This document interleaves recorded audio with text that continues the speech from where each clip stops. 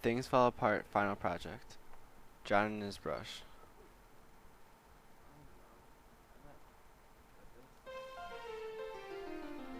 There was no other form of expression more beautiful than that done with the paintbrush.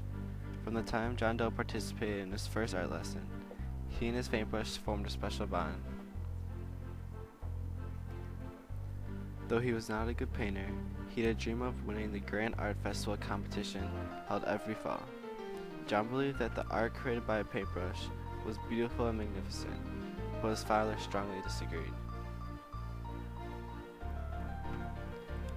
John was the firstborn, as well as his father. For generations, the firstborn male had always become a professional athlete. His father was a great one, and so was his grandfather, as well as his father. Art was childish and for boys, but sports were for men, his father explained.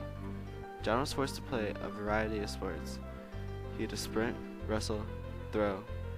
When John performed poorly in the multiple sporting events, his father banned all use of tools to create artworks. Though he held a javelin in his hand, he always held a brush in the other. One day, John's mother noticed that John had been very depressed lately. She sat him down and asked him what was on his mind. He told her all about how his true love is art and not those dumb sports. He told her about his dream. John could tell his mother this problem, but if he thought to tell his father, fear would stop him before he could get a chance. His mother shared with him a song her grandmother used to sing to her. It was called A Moment Like This. It went like...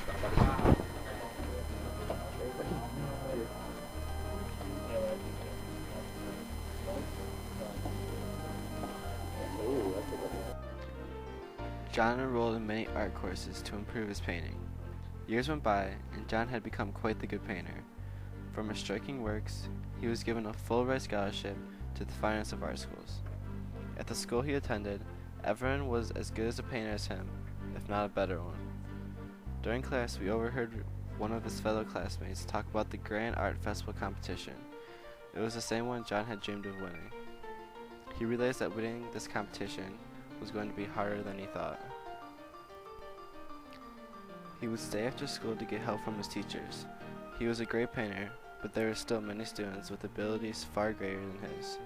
Oftentimes he would get very discouraged. His teacher told him, "If you can't stand the heat, get out of the kitchen." Many of the students that attended the School of Painting signed up for the art event. The final day crept up until it was finally there. You could smell the competition in the air. Thousands of painters entered their masterpieces. John's painting was of a child. He called it A Boy with a Dream. All inspiration for his piece came from his personal goals. He wanted to win the competition and achieve his goals. The judges examined every art piece to the very last detail. At the end, they came together and chose the top 3. Then they chose the winner. Everyone in the town gathered at the center, including John's father. John wanted to prove to his father more than anyone that he could be successful in painting. The announcer named off the 3rd and 2nd place winners. John's heart was now beating faster than a racehorse, knowing that if he heard his name, he would have won. There was a drum roll, then a dead silent pause. And the winner is, with A Boy with a Dream, John Doe. John had won. He followed his dream and won the Grand Art Festival competition. From there on out, all recognized John as he passed. Since he had been successful, his father now promoted his art, and he even bought him new brushes. Parties were thrown for him, and people applauded him. He used his brush to inspire others to follow their dreams, so they too can become whatever they wish to be.